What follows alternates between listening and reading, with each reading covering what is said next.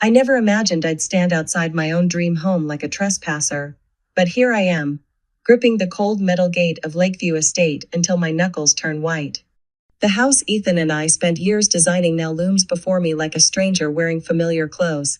White brick walls that once promised warmth now feel clinical, sterile, as if the building itself is rejecting my presence. Sophia Reed's cherry red Porsche sits in the circular driveway, a garish reminder of everything I've lost. My stomach churns as I remember the endless overtime hours at Harrison and Blake, the weekends sacrificed, all to afford this very home. Now Ethan has handed it to his mistress for a single dollar, like some cruel joke at my expense. I expected to see a for sale sign, some indication that this was all temporary. Instead, a gold-plated nameplate near the front porch catches the morning light. Reed Residence. Bile rises in my throat.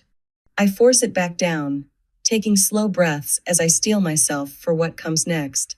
2 weeks earlier, I was reviewing case files in my office when Rachel Myers appeared in my doorway. The junior associate shifted from foot to foot, clutching a manila folder like it might bite her. Something in her expression made my blood run cold. "Miss Carter?" Rachel's voice wavers. "I think you need to see this." She places the folder on my desk with trembling hands. The moment I open it, the words burn into my vision. Grantor. Ethan Carter Vertical Bar Grantee. Sophia Reed Vertical Bar Sale Price, $1. The floor seems to tilt beneath me. I've reviewed thousands of property transfers, but never has legal jargon felt so personal, so visceral. My legal training kicks in even as my world crumbles.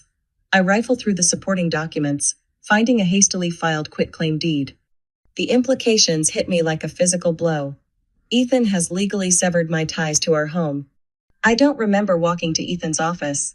One moment I'm at my desk, the next I'm storming through the doors of Carter and Associates, where my soon-to-be ex-husband sits behind his oversized mahogany desk. He's sipping an espresso, flipping through what I'm certain is another real estate portfolio with Sophia's name all over it. "Olivia." He barely looks up, his voice smooth as aged whiskey. "Did you come by to congratulate me?" The property deed makes a satisfying thwack as I slam it onto his desk. "You sold our home, for $1, to her." Ethan smirks, taking another deliberate sip of his coffee. The casual gesture makes my blood boil. "Technically, I owned it. You were too busy with your law firm to deal with tedious details, remember?" My hands tremble, not with fear but with an icy fury that's crystallizing in my chest.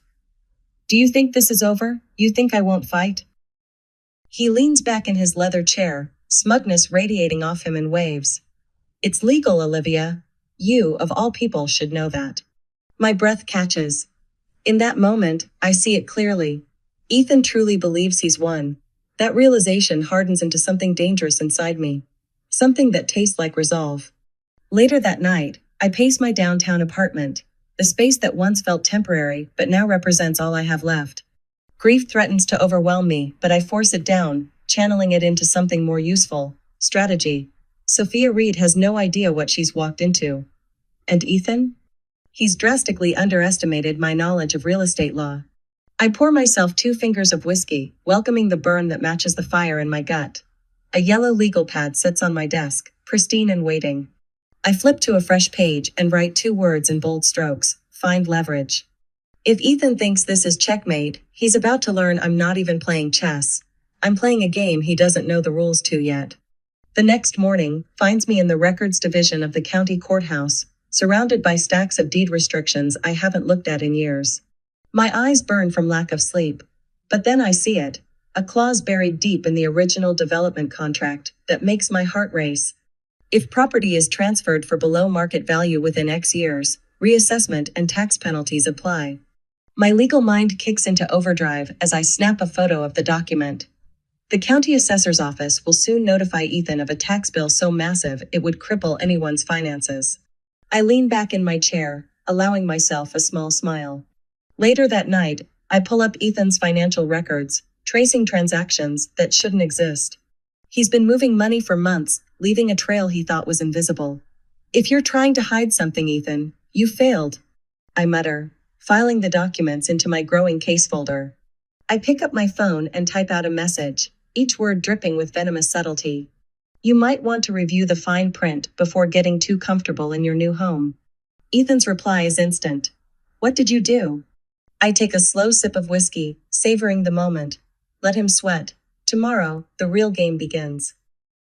The fluorescent light in my office at Harrison and Blake flickers, casting an unsteady glow over mountains of paperwork. My eyes burn from staring at endless documents, but I force myself to keep reading.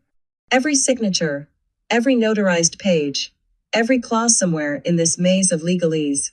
Ethan made a mistake. He had to. I take another sip of cold coffee, grimacing at the bitter taste. The clock on my wall shows 11:47 p.m., but time lost meaning hours ago. County records, financial transactions, real estate filings, they blur together until my vision swims. Then I see it. My hand trembles as I lean forward, reading the words again and again. A small, innocuous clause buried in the original deed restrictions, something so easy to overlook if you weren't specifically searching for it. If property is transferred for below market value within 5 years of purchase, reassessment and tax penalties apply. My heart pounds against my ribs. This isn't just a loophole, it's a loaded gun, and I'm about to pull the trigger. The memory hits me like a physical blow. Ethan and I, sitting in our old apartment, wine glasses in hand. His voice warm honey, dripping with false sincerity. You trust me, don't you? He'd asked, sliding the paperwork across our coffee table. I'll handle all this. You focus on your cases, I know you don't like dealing with the tedious details. I remember signing without a second thought, exhausted from another 14-hour day at the firm. Back then, his offer felt like love, like partnership. Now the memory tastes like ash in my mouth. My hands clench into fists. No more trust, no more blind faith. This time, Ethan won't see the ambush coming. The next morning, I sit across from Daniel Lee in his corner office downtown. The forensic accountant's reputation for exposing corporate fraud precedes him exactly what I need right now. Daniel's brow furrows as he scans through the stack of financial documents I've brought him. Bank statements, offshore transactions, construction payments. His expression grows darker with each page he turns. You were right, he says finally, sliding a thick file toward me. Your husband's been diverting funds for months. Almost all the construction payments for the house came from your joint account. I exhale slowly, tasting victory. So legally, I still have a claim to half the house's value? More than that. Daniel taps the file with one finger. If we can prove he intentionally concealed assets before the divorce, the court may rule this as financial fraud. A smile tugs at my lips. Ethan just made his worst mistake. That afternoon, my heels click against marble as I stride into the county court building. The petition for an emergency asset freeze feels heavy in my hands, each page carefully prepared, each allegation meticulously documented. The request outlines Ethan's pattern of fraudulent asset concealment with surgical precision. At the clerk's window, I watch as she stamps each document. The sound echoes like a battle drum, heralding the start of a war Ethan doesn't even know he's fighting. With this injunction filed, he can't make any further property transactions without court oversight. His financial empire is about to crumble. Across town at Carter and Associates, Ethan's world starts to implode. Through Rachel's network of legal assistants, I hear how it happens. The court notice arrives during his morning meeting with potential investors. His face drains of color as he reads. The papers tremble in his hands. Is everything okay, Mr. Carter? One of his associates asks. Ethan forces a smile, but his fingers crumple the document's edges. Just a minor issue to sort out, he lies, already reaching for his phone. Before he can connect with his lawyer, a notification pings. His bank accounts are under review. I watch it all unfold from my office, sipping fresh coffee as my phone lights up. Ethan's name flashes on the screen once, twice, 7 times. Each call goes straight to voicemail. The texts start flowing. Olivia, what the hell did you do? We can fix this. You don't understand what you've started. Answer your damn phone. I set my phone aside, letting myself savor his desperation. Oh, but I do understand. The real game has just begun, and Ethan's finally realizing he's losing. The best part? He still doesn't know what's coming next. I open my laptop and pull up the county tax assessment portal. The reassessment notice is already processing within days. Ethan will receive a tax bill so massive it'll make his head spin. My fingers hover over the keyboard before typing a quick email to Daniel. Let's move forward. Ethan needs to learn what happens when he plays dirty with the wrong woman. As I shut my laptop, satisfaction settles in my chest like aged whiskey. Ethan's world is crumbling. And I'm just getting started. The rhythmic tapping of Ethan's Italian leather shoes echoes through Carter and Associates as he storms into Richard Davenport's office.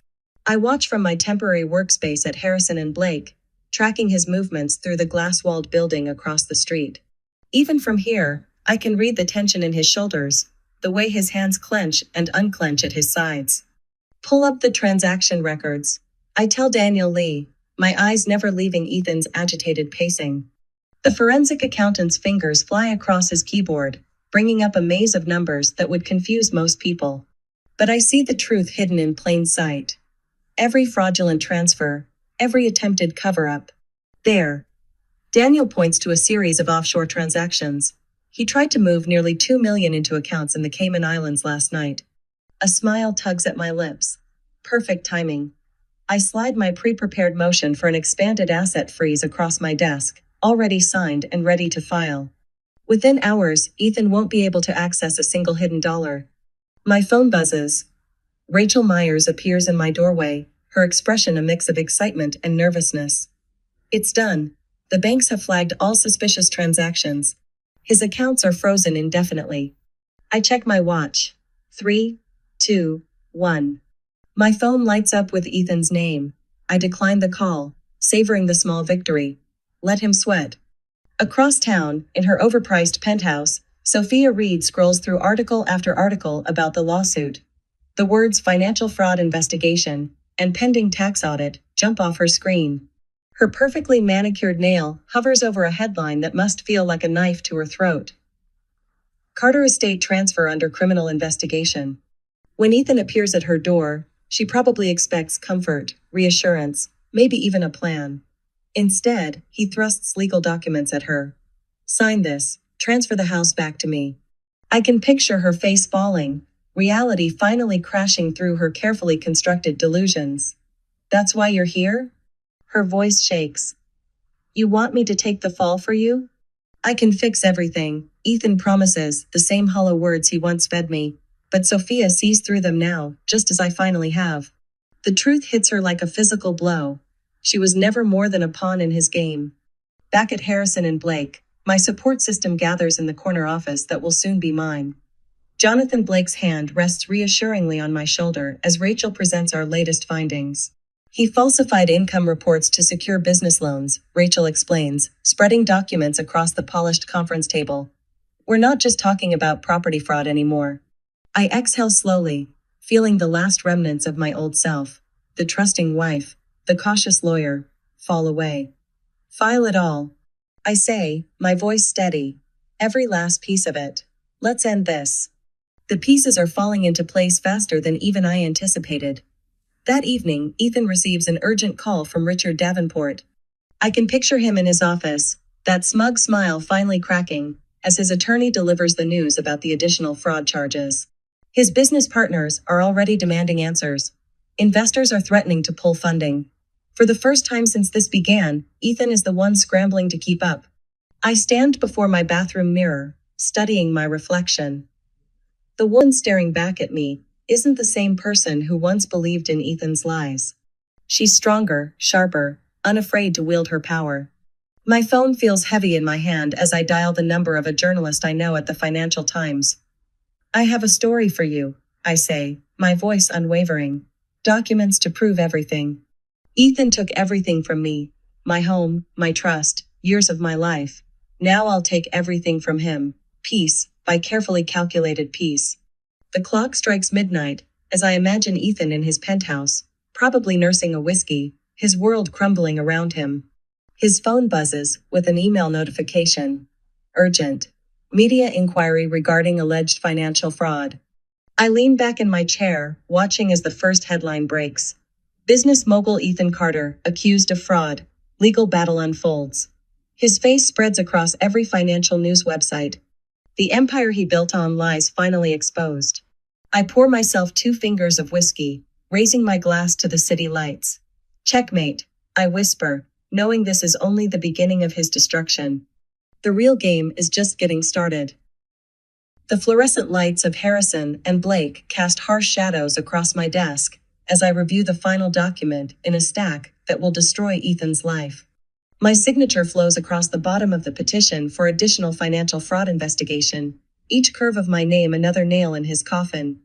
Daniel Lee, our forensic accountant, leans against my credenza, his tablet displaying a web of transactions that would make a money launderer blush.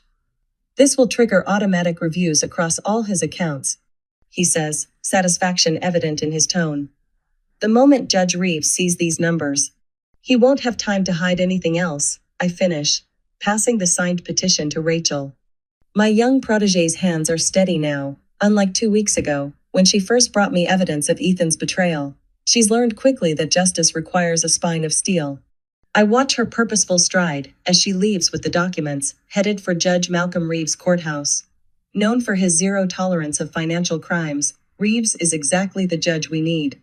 My computer pings with the courthouse confirmation email, and a smile tugs at my lips. Let the games begin.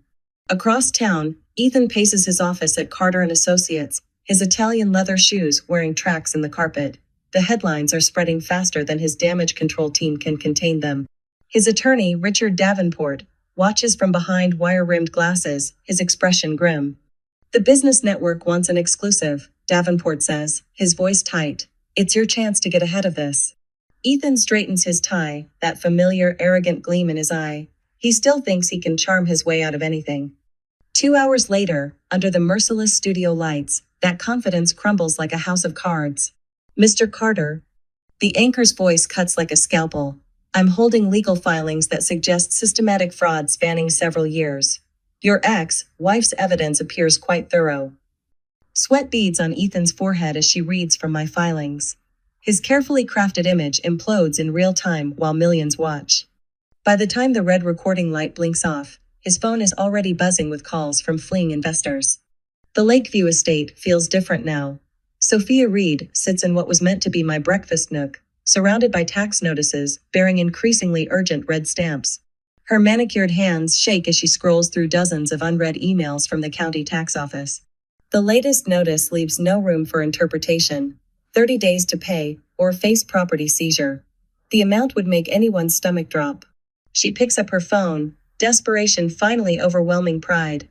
I need help, Olivia, she says when I answer, her voice small. Please, I didn't know about the tax penalties. Ethan never told me. I let the silence stretch, savoring the reversal. You should have read the fine print, Sophia. Just like Ethan should have. What do I do? The question comes out as barely more than a whisper. I exhale slowly, remembering my own moments of devastation. Sell the house, I tell her, my voice clinical. Sell it fast, before the tax penalties bury you. She hesitates, and I can hear the painful realization in her silence. Ethan never loved her enough to tell her the truth. The IRS won't wait for you to figure this out. I add, my words sharp with certainty. Within hours, a real estate agent's sign stands in front of the house I once thought would be my forever home. The dream Ethan dangled before her has become a millstone around her neck. Ethan's private line rings, the one he reserves for urgent matters. The bank's fraud department doesn't waste time with pleasantries.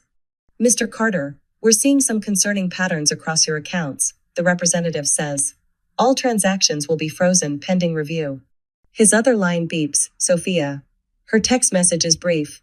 I'm selling the house. I can't pay the taxes. Don't contact me again. The coffee mug in his hand shatters against his office wall. I imagine the imported Brazilian roast staining his pretentious abstract paintings. Ethan slams his fist against his mahogany desk, the pain barely registering through his fury. The house is gone. The money is vanishing. His assets are frozen. From my office downtown, I watch his empire crumble in real time. CNBC's ticker scrolls with updates about Carter and Associates' plummeting stock value. Former business associates trip over themselves, issuing statements about severing all ties with Mr. Carter pending investigation. My phone buzzes with a message from Daniel. It's happening. The IRS is launching a formal investigation. Ethan won't recover from this. I pour myself 2 fingers of whiskey, savoring each sip. Ethan spent years treating me like I was beneath him, too focused on tedious details to see the big picture. Now I'm the one pulling all the strings, and he's powerless to stop it. Late that night, Ethan sits alone in his darkened penthouse, the blue glow of his laptop casting ghastly shadows across his face. Every account shows the same message. Account frozen, under review by fraud department. His phone vibrates one final time. The county tax office's last warning. Immediate payment required. Failure to comply will result in further legal action. Ethan grips the edge of his desk, his breath coming in shallow gasps. Everything he thought he controlled is slipping through his fingers like sand. I lean back in my chair at home, watching the city lights twinkle through floor-to-ceiling windows. Tomorrow, the final phase begins. But tonight, I savor my whiskey and the knowledge that Ethan's empire is crumbling, one frozen account at a time. Fix this, now. Ethan's voice crackles through his office phone, desperation seeping through every syllable. I can picture him at his mahogany desk, the one he used to brag about importing from Italy. His perfectly pressed suit now wrinkled from hours of anxious pacing. Richard Davenport's sigh fills the line. Even through the speaker, I can hear the defeat in his tone. There's no fixing it, Ethan. The IRS, the fraud investigation, the asset freezites all stacked against you. A dull thud echoes, Ethan's fist meeting his precious desk. I lean back in my chair, savoring the sound of his composure cracking. Through the glass walls of my office, I watch Rachel organize the final pieces of evidence we'll present today. Her hands move with practiced precision, each document another nail in Ethan's coffin. Hours later, I stand in courtroom 3B, the familiar scent of polished wood and anxiety thick in the air. My legal team flanks me like a well-oiled machine, Daniel's steady presence to my left, Rachel's quiet determination to my right. Across the aisle, Ethan slumps in his chair, his usual swagger replaced by a sheen of cold sweat that makes his face look waxy under the fluorescent lights. Judge Malcolm Reeves enters, his robes rustling with authority. The bailiff's voice rings out, and we rise in unison. My fingers brush against the thick folder of evidence, months of late nights and meticulous investigation bound in manila and determination.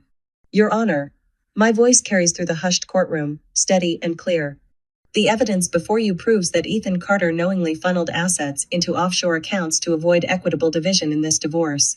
Furthermore, he used joint marital funds to build Lakeview Estate, despite later transferring ownership under fraudulent terms. A murmur ripples through the gallery. I don't need to look at Ethan to know his jaw is clenching. It always does when he's cornered. His attorney jumps up, spouting objections that sound hollow even to my untrained ears. But I'm already sliding the authenticated transaction records across the bench, each page another shovel of dirt on the grave of Ethan's empire. Judge Reeves studies the documents for what feels like hours, though my watch tells me it's only minutes. When he looks up, his gaze fixes on Ethan with the weight of incoming judgment. Mr. Carter. The judge's voice cuts through the tension. Based on the submitted evidence, this court has no choice but to rule in favor of full financial transparency. You will provide an audited account of all transactions within the last 5 years. Ethan's hands curl into fists under the defense table. Even from here, I can see his knuckles whitening, the same way they used to when a deal wasn't going his way. But this isn't a deal he can salvage with his usual charm and half-truths. That evening, my phone chimes with an email from the forensic investigator. The attachment opens to reveal page after page of hidden accounts, each one a testament to Ethan's arrogance. He really thought I wouldn't find them. The dummy corporations, the shell companies, the labyrinth of transfers designed to hide our marital assets. I signed the settlement agreement with a steady hand, watching the ink dry on the page that grants me half of all remaining liquid assets and business investments.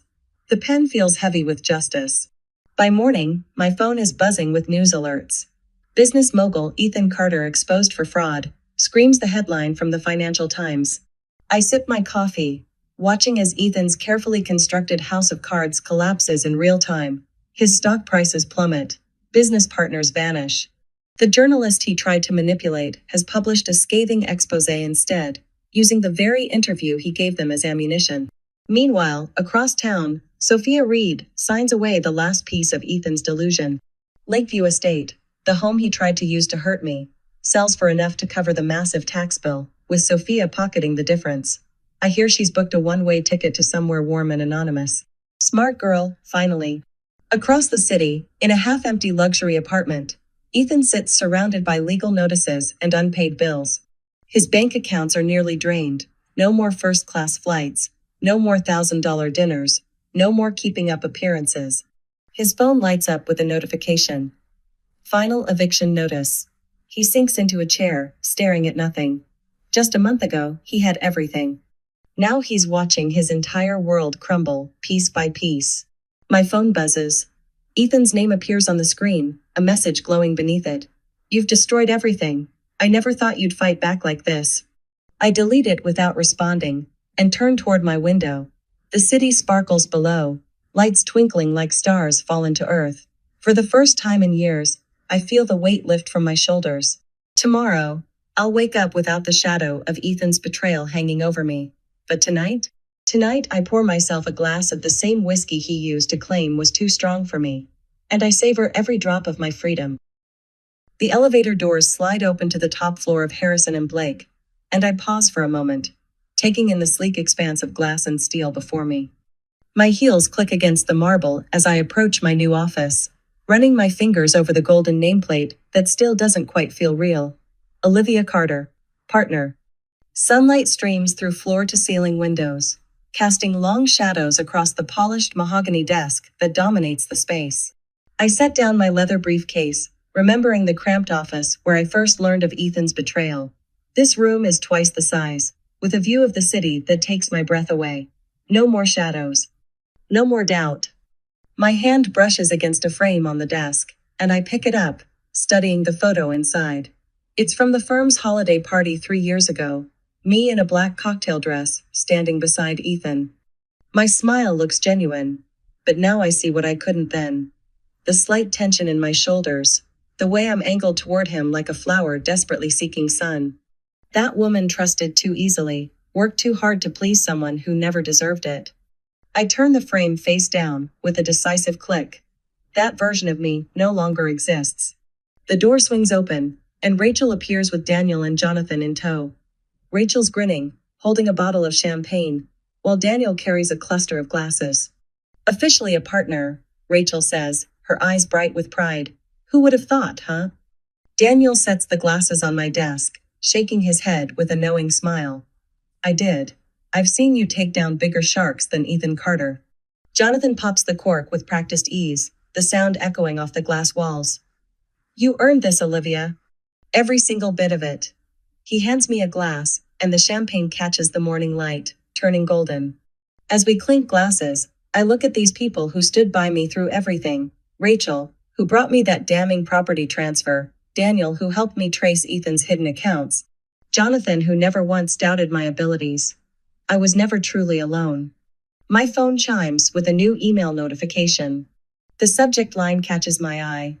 I need help. My husband is hiding assets. The sender's name is Emily Dawson, and her desperate words hit me like a physical blow, echoing my own past. Without hesitation, I pick up my phone and dial her number. She answers on the first ring, her voice thick with tears. I've been where you are, I tell her, my tone steady and sure, but you're not alone, and I know exactly how to fight back. After we hang up, I walk to the window, looking down at the city sprawling below. The weight I've carried for so long has lifted, leaving something lighter in its place. My reflection in the glass shows someone I barely recognize. Stronger, sharper, free of the anger that once threatened to consume me. My phone vibrates against the desk. A text from Ethan. Can we talk? I stare at his name on the screen, remembering the woman who would have once jumped to respond. Instead, I tap block contact with a steady hand. No anger, no hesitation, just finality. The city stretches out before me, a maze of possibilities I never saw when I was busy being Ethan Carter's wife. Now I see nothing but horizon, nothing but future. I never thought freedom would taste like champagne and victory, like sunlight on glass and the steady beat of my own heart. But here I am, in an office I earned, surrounded by people I trust, helping other women fight their own battles. I am no longer the woman who stood outside her dream home like a trespasser. I am the architect of my own future, and I've only just begun to build.